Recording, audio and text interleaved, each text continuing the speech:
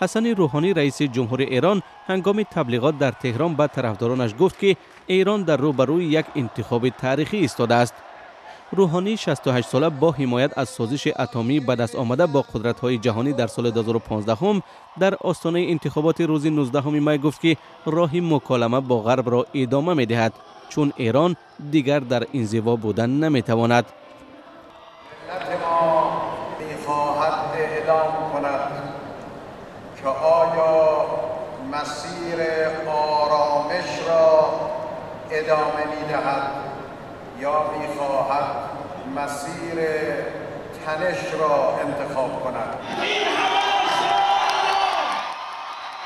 هفته پیش از انتخابات نظرسنجی‌ها نشان دادند که روحانی از ابراهیم رئیسی رقیب اصلی و محافظه‌کار تندروش پیش صف است.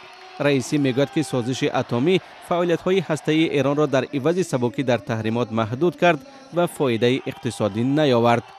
ابراهیم رئیسی قول داد که جای کار می آفرد و به مردم فقیر کمک‌های مالی می کند.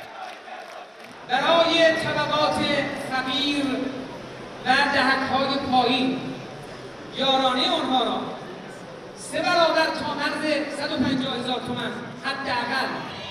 محمد باقر قالیباف رئیس شهر تهران و عضو سابق سپاه پاسداران انقلاب اسلامی چند روز پیش از رایدهی از شرکت در انتخابات دست کشید و گفت که از ابراهیم رئیسی حمایت میکند.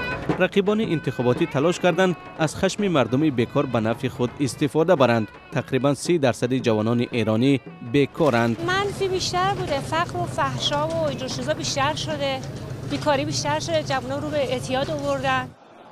اگرچه در ایران رئیس جمهور مقام بلندترین انتخابی است، ولی حرف نهایی را در کشور آیت الله علی خامنه‌ای رهبر عالی ایران میزند. از میان 1600 داوطلب فقط 6 نفر را برای اشتراک به انتخابات راه دادند. از جمله 137 زن که میخواستند رئیس جمهور ایران بشوند به این انتخابات راه نیافتند. حسن روحانی وعده داده است که تلاش میکند تا تبعیض دینی و قانونی زنان در کشور کم شود. این 4 سال نسبت به 8 سال قبلیش خیلی بهتر شده بود. با وجود این تو خیابونا ما هنوز گشت و ارشاد رو داریم ولی خیلی کمتر از قبل شده. در ایران 56 میلیون نفر حق رای دهی دارند. سال 2013 هم در انتخاباتی که روحانی پیروز شد 73% مردم در انتخابات شرکت کردند. در انتخابات امساله حضور رای دهندگان مهم است.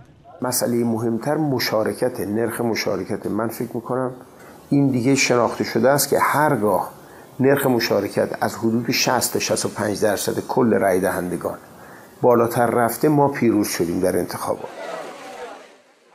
اگر کسی در انتخابات روز جمعه پیروز نشود، 2 رقیب اصلی در دور دوم در روز 26 می رقابت می کنند.